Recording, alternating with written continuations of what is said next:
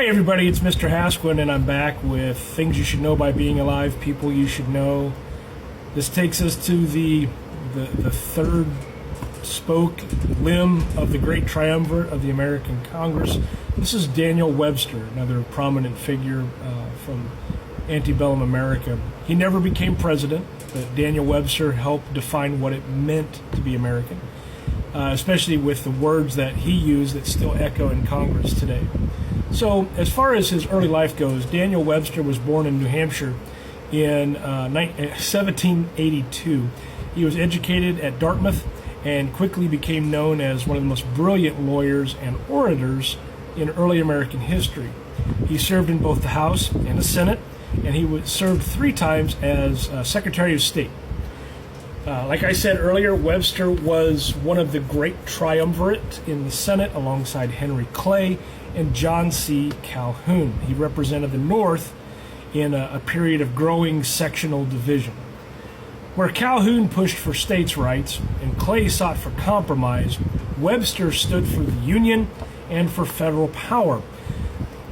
Webster's power was, well, it was in his voice and it was in his words. And his speeches weren't just persuasive, they were foundational.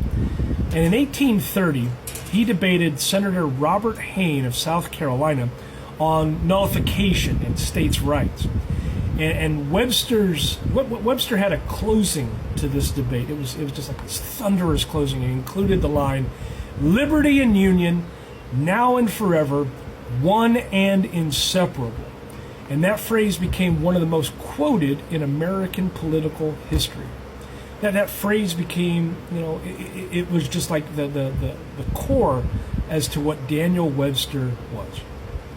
Now, he also played a very important role in the Compromise of 1850, which was urged the North to accept it. Hey, you know what? We need to take this compromise on. We need to preserve the Union. And this is almost at an all costs kind of stake.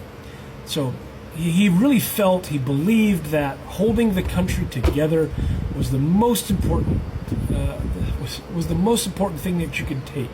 It was like, it was more important to keep the Union together than to take a hard line on slavery. And that position that he took really cost him a great deal of popularity in the largely abolitionist North. But Webster, to his credit, he felt a certain way and he stuck to his gun. He felt like the Union itself was sacred. Now, Daniel Webster was never president, though he ran for the Whig nomination several times. He has a massive legacy that he left behind in Congress. He helped define the role of the federal government, power of the Constitution, and also the value of national unity. He's remembered as one of the greatest public speakers in American history. He was a man who could move crowds, he could shift debates, and he really could defend the idea of America as one nation.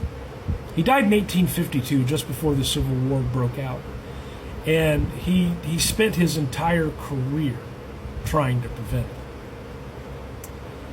If you happen to have learned something today, if Daniel Webster is new to you, please, hey, I'll take the likes, I'll take the comments, please follow, and I'll do what I can for more things you should know by being alive.